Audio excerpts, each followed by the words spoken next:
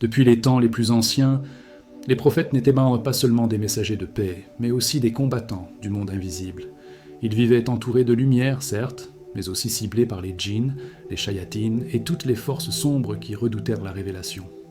Or, ce que peu de gens savent, c'est que ces prophètes n'ont pas seulement combattu avec des prières ou des invocations générales.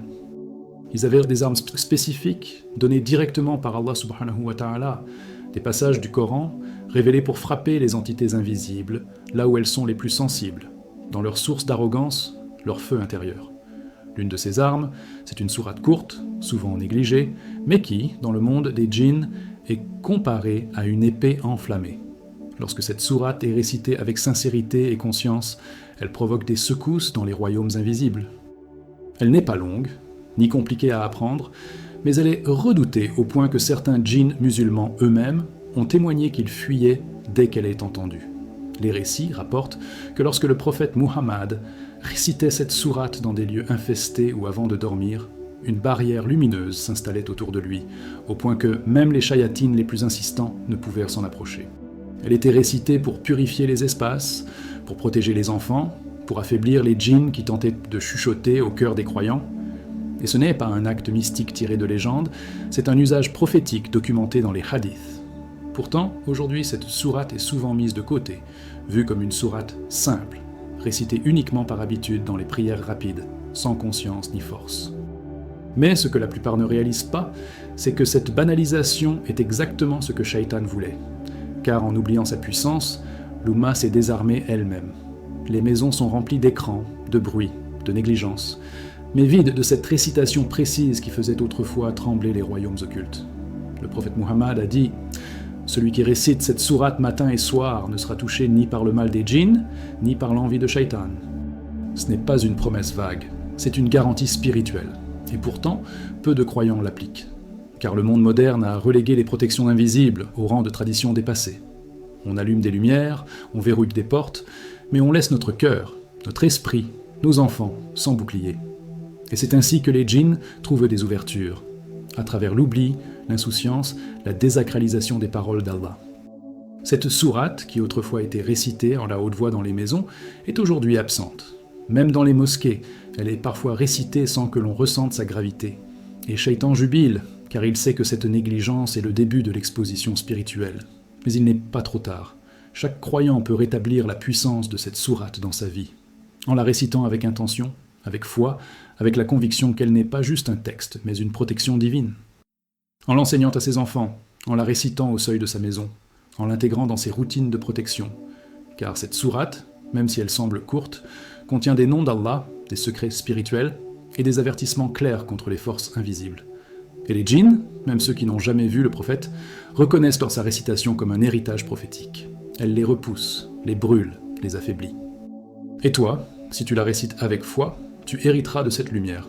Ce n'est pas un privilège réservé aux élites, c'est une arme que tout croyant sincère peut manier. Mais encore faut-il la connaître, et surtout, la respecter. Dans le prochain chapitre, tu découvriras comment cette sourate agit dans les maisons où elle est récitée, et pourquoi certaines familles sont invisiblement protégées, tandis que d'autres sont exposées aux attaques nocturnes des djinns sans même le savoir. La plupart des croyants ignorent que leur maison est un champ de bataille spirituel. Le jour, ils pensent être en sécurité derrière des murs, des serrures, des caméras. Mais la nuit venue, quand le silence tombe, les royaumes invisibles s'activent, les djinns circulent, les chuchotements s'intensifient, les ombres prennent vie. Et si la maison est vide de dhikr, vide de Coran, vide de pureté, elle devient une invitation ouverte. Mais il existe une protection que peu utilisent avec conscience, la récitation régulière d'une sourate spécifique que le prophète Muhammad récitait dans ses propres murs. Cette sourate, lorsqu'elle est récitée avec foi, enveloppe la maison d'une lumière invisible. Les djinns le voient, ils la sentent, et ils s'arrêtent à la porte, incapables de franchir ce voile. Ce n'est pas de la superstition. C'est une vérité attestée par les hadiths et par les témoignages des pieux qui ont vécu des libérations spirituelles étonnantes. Les djinns détestent cette sourate pour deux raisons. Premièrement, parce qu'elle contient des versets qui rappellent l'unicité absolue d'Allah subhanahu wa ta'ala, et cela brûle leur arrogance. Deuxièmement, parce qu'elle neutralise leur capacité à s'infiltrer par les émotions humaines. La colère, la jalousie, la tristesse excessive autant de portes d'entrée. Mais cette sourate agit comme un verrou, et les maisons où elle est récitée deviennent des forteresses. Même les enfants dorment mieux, les disputes diminuent, les cauchemars cessent. Car la présence des djinns est étouffée par la lumière de la parole divine, et les foyers où cette sourate est absente, même s'ils sont décorés, parfumés, bien entretenus, restent spirituellement exposés. Les tensions inexplicables, les insomnies persistantes, les angoisses soudaines, tout cela peut être le signe d'une présence qui n'a jamais été repoussée. Le prophète a dit « Ne faites pas de vos maisons des cimetières. Récitez le Coran, car Shaitan fuit la maison où la sourate est récitée. » Ce hadith ne parle pas de récitation mécanique, il parle d'une présence consciente, d'une atmosphère entretenue par la foi. Et cette sourate, en particulier, était comme un parfum spirituel que les créatures invisibles perçoivent immédiatement. Les djinns mauvais ne supportent pas son énergie. Ils la reconnaissent comme une déclaration de guerre. Et même s'ils tentent d'entrer, ils trouvent les murs spirituellement électrifiés. C'est pourquoi certains savants recommandent de la réciter dans chaque pièce de la maison, en marchant, en soufflant doucement, en invoquant. Elle agit sur les coins oubliés, sur les ombres accumulées, sur les mémoires résiduelles. Car oui, les murs se souviennent, les objets aussi. Et le Coran les purifie. Il existe des histoires vraies, racontées par des croyants ordinaires, qui ont vu leur quotidien changer après avoir intégré cette sourate à leur routine nocturne. Des enfants, qui faisaient des crises sans cause apparente, ont retrouvé la paix. Des couples qui ne se parlaient plus ont ressenti de la douceur en quelques jours. Des rêves troublants ont disparu. Pourquoi ? Parce que cette sourate ne chasse pas seulement les djinns. Elle restaure l'équilibre. Elle rappelle l'âme à sa source. Elle élève la fréquence spirituelle de tout ce qui l'entoure. Et même si on ne voit rien avec les yeux, les effets sont profonds. Mais la clé n'est pas dans la quantité ni dans la rapidité. La clé est dans la sincérité. Une seule récitation, faite avec amour et crainte révérencieuse, vaut plus que 100 récitations récitées par habitude. Et pourtant, malgré sa puissance, cette sourate est oubliée. Elle est marginalisée. On la saute, on l'abrège, on ne la transmet plus aux enfants. Et cela est une victoire pour Shaitan. Mais toi, tu peux la ressusciter, tu peux la rétablir dans ta maison, et lorsque tu le feras, tu ne seras plus seul. Les anges entreront, les djinns fuiront, et Allah subhanahu wa ta'ala déposera sa baraka là où tu vis.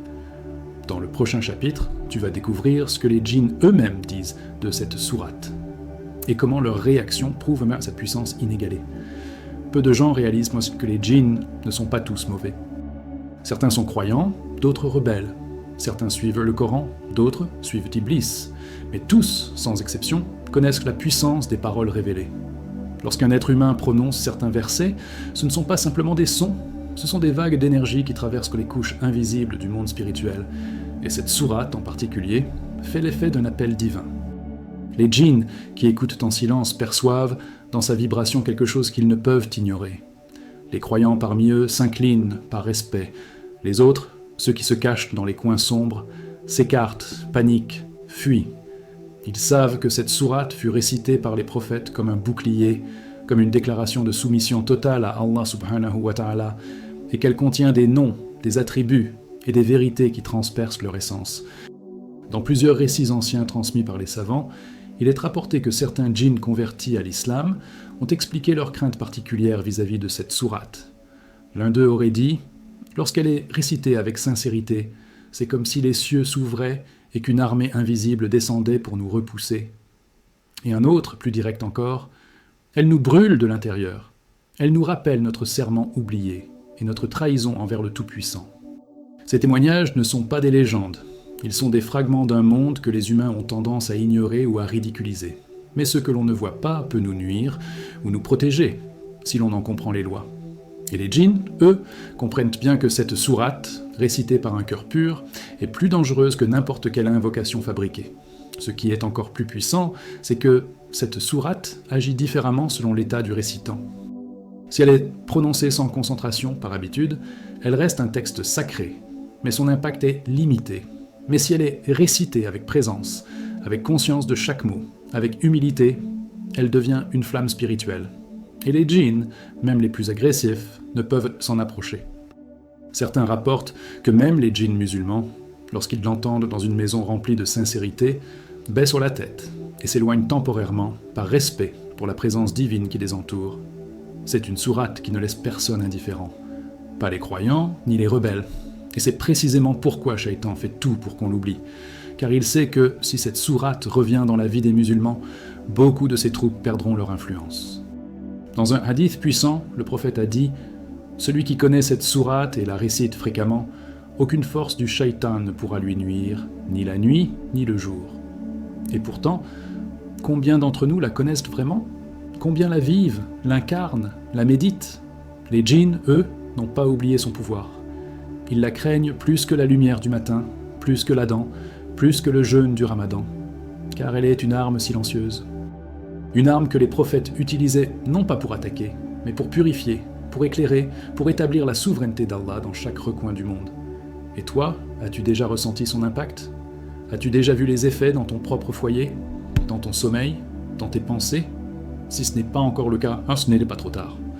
Car dans le prochain chapitre, tu vas découvrir comment intégrer cette sourate dans ta routine quotidienne pour transformer non seulement ton environnement spirituel, mais aussi ton cœur, et pourquoi, lorsque tu la vis pleinement, même les shayatines les plus anciens reconnaissent ta lumière, sans pouvoir l'éteindre.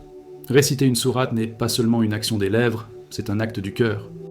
Et cette sourate, pour qu'elle devienne véritablement l'arme que les prophètes utilisaient, doit être vécue, et non simplement prononcée. Il ne suffit pas de la réciter mécaniquement avant de dormir ou entre deux distractions. Il faut d'abord s'asseoir, purifier son intention, prendre quelques instants de silence, puis réciter lentement, en ressentant chaque mot comme un souffle d'énergie divine. Le prophète Mohammed récitait cette sourate le matin et le soir, en soufflant légèrement sur ses mains, puis en les passant sur tout son corps. Ce geste simple, transmis dans plusieurs hadiths sahih, est un secret spirituel oublié par beaucoup. Car il ne s'agit pas d'un rituel vide, mais d'un geste qui active une lumière invisible autour de toi, une lumière que seuls les djinns et les anges peuvent percevoir. Pour intégrer cette sourate efficacement dans ta routine, commence par la réciter 3 fois au réveil, avec concentration. Ensuite, une fois après chaque prière obligatoire. Et le soir, avant de dormir, récite-la à voix basse, avec les lumières tamisées, et souffle sur toi comme le faisait le prophète. Tu verras en quelques jours un changement subtil. Ton sommeil sera plus profond, tes cauchemars s'estomperont, les tensions dans ta maison diminueront. Et si tu es constant, cette sourate deviendra un manteau de lumière autour de toi. Les savants disent que ceux qui la récitent sincèrement attirent la présence des anges dans leur maison. Et quand les anges sont là, les djinns ne peuvent rester. Les shayatines, eux, observent de loin. Et dès qu'ils perçoivent cette récitation, ils reconnaissent l'empreinte des prophètes dans celui qui récite. Ce que les croyants oublient parfois, c'est que les djinns, malgré leur nature invisible, observent les humains. Ils perçoivent tant nos failles, nos négligences, nos insouciances, mais ils perçoivent aussi notre lumière. Et cette sourate, récitée avec foi, allume une balise dans le monde spirituel.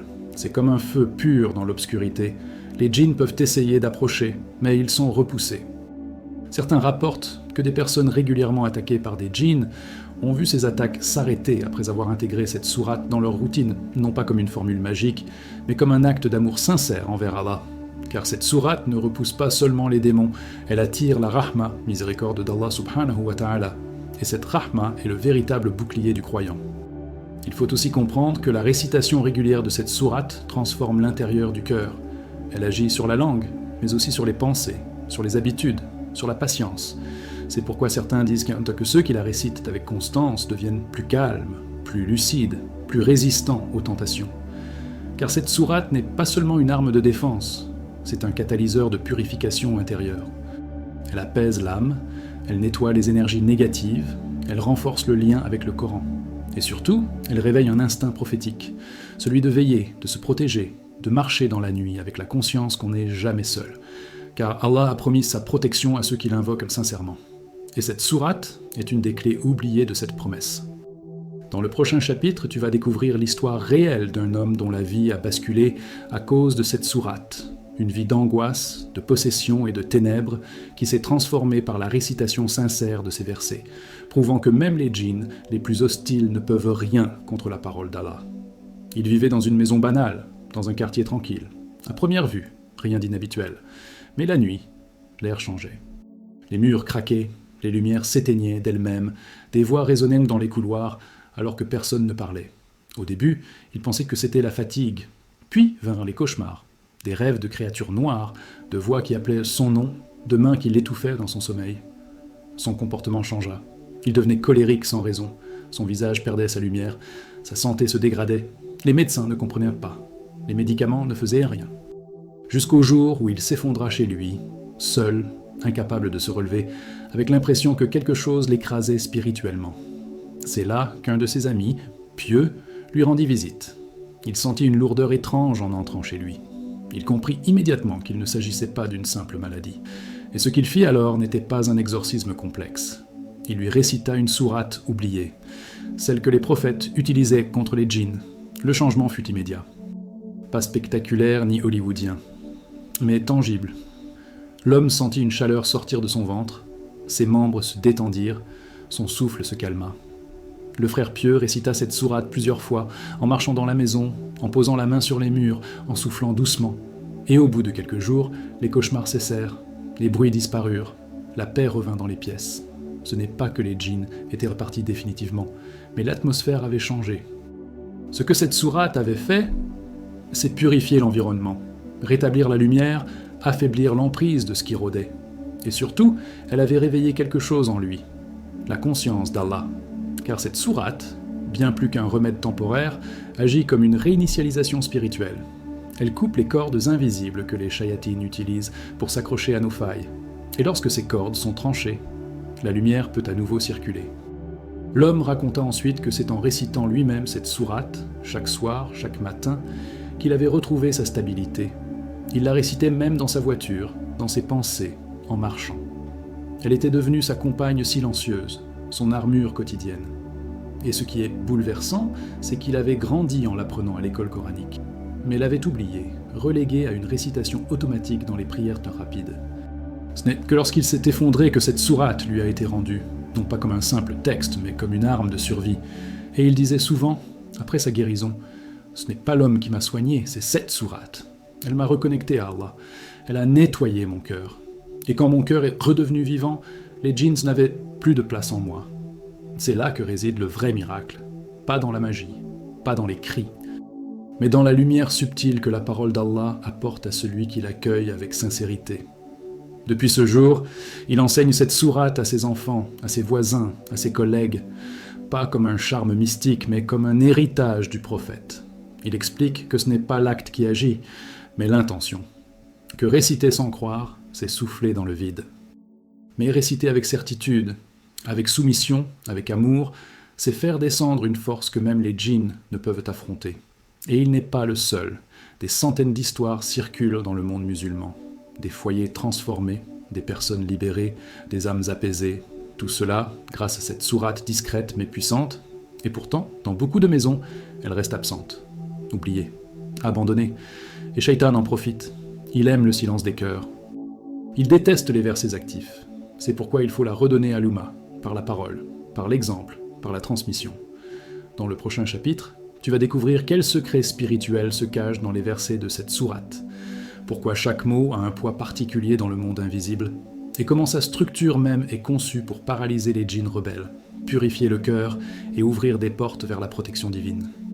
Ce que peu de croyants réalisent, c'est que chaque sourate du Coran a une structure spirituelle précise, conçue par Allah subhanahu wa ta'ala, non seulement pour guider l'humanité, mais aussi pour affecter le monde invisible. Et cette sourate en particulier contient des secrets profondément enracinés dans les attributs divins, dans la protection cosmique et dans la séparation entre la lumière et les ténèbres. Chaque verset agit comme une lame de lumière, tranchant l'illusion, dissipant la peur, repoussant les présences hostiles. Elle commence souvent par une affirmation claire de l'unicité d'Allah, brisant immédiatement l'arrogance des djinns qui, comme Iblis, refusent de se soumettre. Les mots y sont courts, forts, directs. Il n'y a pas de place pour l'ambiguïté. Dès les premières lettres, le cœur attentif ressent un frisson, et les créatures de l'ombre se retirent. Car ils savent que ce texte n'est pas une simple récitation, c'est un rappel de leur propre défaite. Ce qui rend cette sourate redoutable, c'est l'équilibre entre ses sons, ses rythmes et ses affirmations. Dans le monde des djinns, le son a une résonance particulière. Ils sont sensibles aux vibrations, aux intonations, aux variations du souffle humain. Et cette sourate, lorsqu'elle est récitée avec présence, émet une fréquence que leurs royaumes ne peuvent supporter. Elle agit comme un appel céleste. Elle ne les insulte pas, elle ne les attaque pas frontalement, mais elle révèle leur faiblesse. c'est ce dévoilement qui les fait fuir, car leur pouvoir repose sur le doute, sur la peur, sur l'ignorance, et cette sourate est pure certitude. C'est pour cela que les savants disent que sa récitation est plus puissante que certains rituels compliqués. Elle n'a besoin que d'un cœur sincère et d'une langue consciente. Elle contient des noms divins qui ne peuvent être prononcés à la légère, et chaque nom déclenche une réaction dans les sphères invisibles. Il est également dit que la disposition même des versets, leur ordre, leur nombre, leur rythme, fait écho à l'architecture des cieux. Les anges, lorsqu'ils entendent cette sourate, s'en rapprochent. Ils l'écoutent avec humilité, et certains disent même qu'ils la répètent dans les cieux comme un chant sacré. Les djinns, eux, entendent cette vibration et se rappellent les pactes qu'ils ont rompus.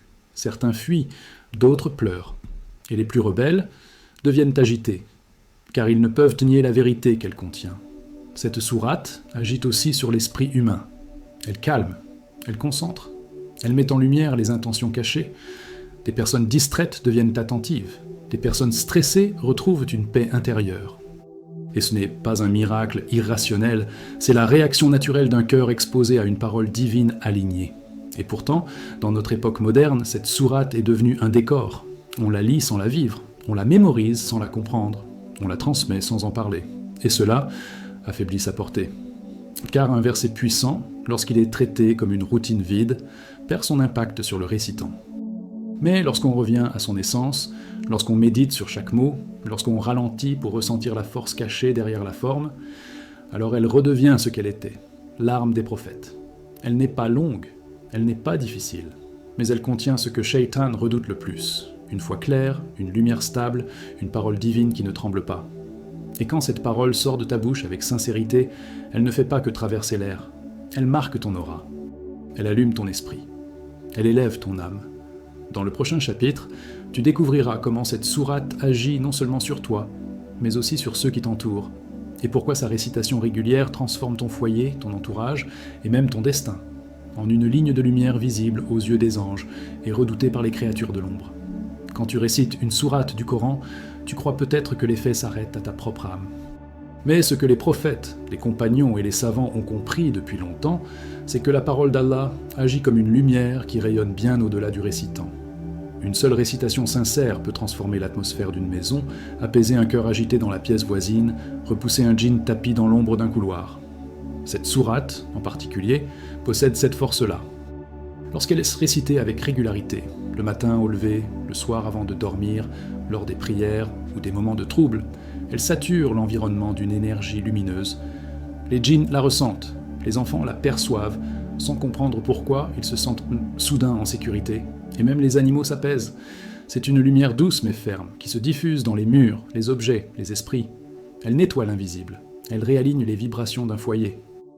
Et, chose que peu comprennent, elle influence aussi le destin. Chaque maison possède une signature spirituelle. Certains foyers respirent néant la miséricorde, d'autres portent une lourdeur inexplicable. Parfois, des malédictions circulent sans qu'on en sache l'origine. Une série d'échecs, des maladies inexpliquées, des disputes constantes, une sensation de blocage. Or, dans de nombreux cas, ces charges sont dues à des présences invisibles, des mémoires spirituelles, des djinns installés depuis longtemps dans les coins négligés. Et cette sourate agit comme un reset. Elle brise les nœuds, elle nettoie les traces, elle chasse ce qui n'a pas été invité. Le prophète nous a appris que le Coran n'est pas seulement un guide pour les cœurs, mais aussi une force contre ce qui ronge les foyers. Réciter cette sourate, c'est inviter les anges, c'est poser une barrière que les djinns ne peuvent franchir, c'est redonner au foyer son droit à la sérénité. Et ce qui est encore plus beau, c'est que même ceux qui n'ont pas la foi en ressentent les bienfaits. Des familles entières ont vu leur quotidien changer après avoir intégré cette sourate dans leur routine. Des couples sur le point de divorcer ont retrouvé une paix étrange. Des enfants anxieux ont commencé à dormir sans cauchemar. Des maisons réputées étranges ont retrouvé une normalité stable. Pourquoi ? Parce que cette sourate agit comme un exorcisme silencieux. Elle n'a pas besoin de cris, de gestes spectaculaires ou de pratiques folkloriques. Elle agit par la pureté de son origine, la parole divine. Elle entre dans les lieux, s'y installe et redéfinit les règles. Les djinns, même silencieux, sont repoussés. Les shayatines sont contraints de reculer. Et les anges s'installent avec joie dans les coins où la sourate est récitée avec amour. C'est un effet de chaîne. Tu récites, la pièce change, les cœurs se calment, les cœurs se calment, la baraka descend. Mais cela demande une chose, la constance. Ce n'est pas une clé magique qu'on utilise une fois pour tout régler, c'est une présence à cultiver, une lumière à entretenir, un lien à nourrir. Et plus tu récites, plus ta maison devient un lieu de dhikr. Un lieu où les enfants grandissent dans la sérénité, où les visiteurs ressentent quelque chose sans savoir l'expliquer, où même les objets semblent porteurs de paix. C'est pourquoi les anciens conseillaient de réciter cette sourate à haute voix de temps en temps, de la souffler dans l'eau pour bénir les lieux, de l'écrire et de la placer dans les espaces sensibles. Non pas comme superstition, mais comme rappel physique d'une réalité invisible. La parole d'Allah change tout. Et lorsqu'elle est présente dans une maison, même les épreuves deviennent plus légères. Dans le prochain chapitre, tu vas découvrir pourquoi cette sourate fut confiée aux prophètes à des moments critiques de leur mission, et comment son usage, à travers l'histoire islamique, prouve qu'elle n'est pas une simple récitation, mais une arme céleste transmise par révélation directe pour résister aux attaques du monde occulte. Depuis les débuts de la révélation, chaque prophète fut confronté à un ennemi visible et à une menace invisible. Moïse alayhi salam dut affronter non seulement Pharaon, mais aussi les sorciers et les influences occultes de sa cour. Le prophète Sulayman alayhi salam régna sur les djinns, mais dut maintenir leur obéissance à travers des moyens révélés. Et Muhammad, le sceau des prophètes, fut ciblé par des attaques spirituelles intenses, sorcellerie, djinns hostiles, nuits agitées où Shaitan essayait d'entrer dans ses rêves. À chaque époque, une protection fut révélée, mais cette sourate, en particulier, fut transmise aux prophètes comme un rempart personnel contre les forces invisibles. Ils ne l'utilisaient pas comme un rituel occasionnel, mais comme une routine de protection, au matin, au soir, avant de dormir, avant de voyager. Elle était sa réponse directe aux forces qui tentaient d'affaiblir la mission divine.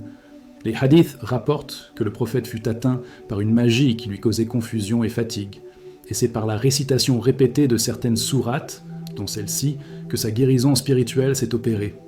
Il disait que cette sourate était une lumière, une guérison, une armure. Et ce n'est pas un hasard si les compagnons, après sa mort, la transmirent oralement avec autant de soin.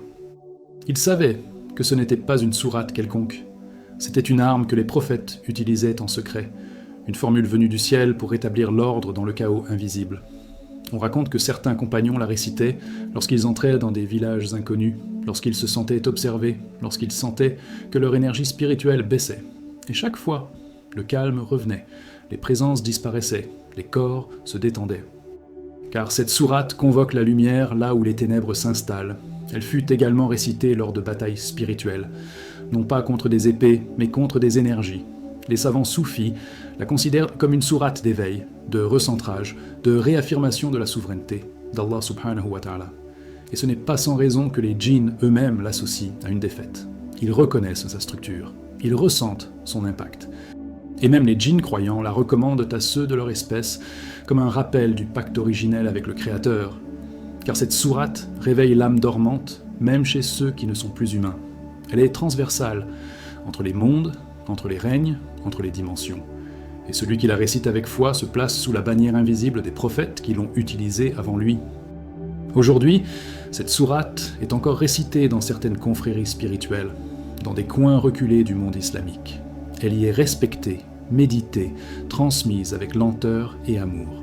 Mais dans les grandes villes, dans les maisons modernes, dans les cœurs pressés, elle est devenue une formule parmi tant d'autres. Et pourtant, elle détient la même puissance qu'au jour de sa révélation. Elle n'a pas changé, ce sont les cœurs qui se sont dispersés. Mais elle attend toujours d'être redécouverte, de reprendre sa place. Et celui qui l'invoque aujourd'hui avec l'intention de marcher sur les traces des prophètes ressentira dans sa vie un changement profond. Moins de peur, moins d'agitation, plus de clarté, plus de protection. C'est un signe d'Allah. Ce qui a protégé les élus du passé peut encore aujourd'hui te couvrir si tu le récites comme eux. Dans le prochain chapitre, tu vas découvrir comment cette sourate est perçue dans les sphères célestes et pourquoi, lorsqu'elle est récitée avec sincérité, les anges l'emportent vers les cieux pendant que les shayatins fuient sa vibration en hurlant de rage. Lorsque tu récites une sourate du Coran, ce n'est pas seulement ta voix que tu entends. Dans les mondes invisibles, chaque syllabe porte une vibration. Et cette vibration franchit les cieux, traverse les dimensions et arrive dans les sphères célestes. Les anges, qui sont créés de lumière, réagissent immédiatement à cette fréquence. Lorsqu'un croyant, dans le secret de sa chambre, récite cette sourate avec sincérité, il ne sait pas que dans les hauteurs du ciel, des anges se rapprochent. Ils reconnaissent cette lumière, ils reconnaissent la parole, et surtout, ils reconnaissent l'état du cœur qui la prononce. Ils montent cette récitation, la portent comme un encens spirituel et la présentent devant Allah subhanahu wa ta'ala comme un acte de dhikr pur.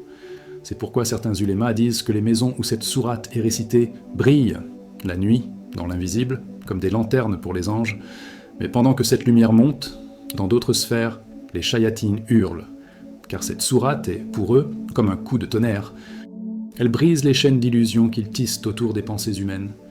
Elle interrompt leur chuchotement, elle disperse leur rassemblement. Lorsqu'elle est récitée avec foi, un courant traverse le monde invisible, forçant les djinns à fuir les lieux, à se tordre, à reculer. Certains d'entre eux reconnaissent même les versets par leur son. Ils savent ce qui vient, avant même que le croyant n'ouvre la bouche. Ils sentent la pression spirituelle descendre, et leur cœur de feu se crispe.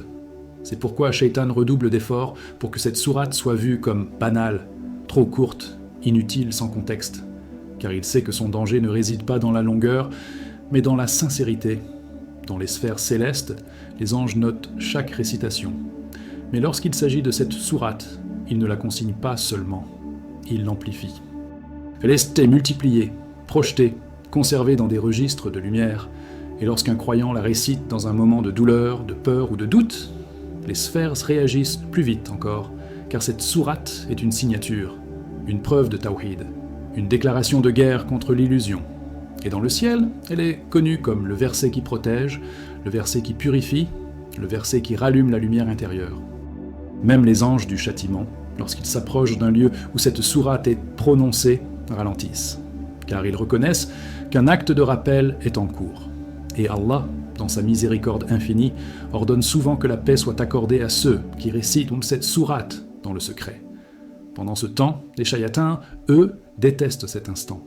Ils murmurent au récitant « Récite plus tard, fais-le vite, tu l'as déjà dit hier ».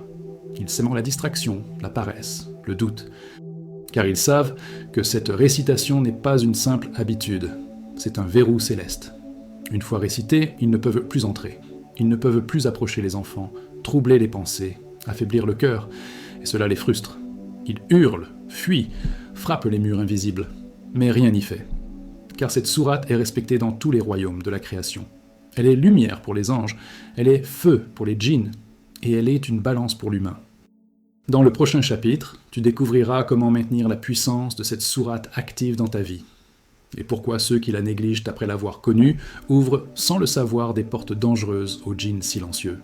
Connaître la puissance d'une sourate est une chose, la garder vivante en est une autre. Beaucoup découvrent un jour la force invisible que cette sourate déploie, en ressentant les effets, changent leur environnement, mais finissent par retomber dans l'oubli. Par négligence, routine, fatigue, ils la mettent de côté. Et ce qu'ils ne voient pas, c'est que, dans le monde invisible, les djinns observent. Ils savent quand une maison s'allume, mais aussi quand sa lumière s'éteint. Et lorsqu'une personne cesse de réciter cette sourate, elle rouvre les portes qu'elle avait fermées, doucement, sans bruit, mais avec des conséquences.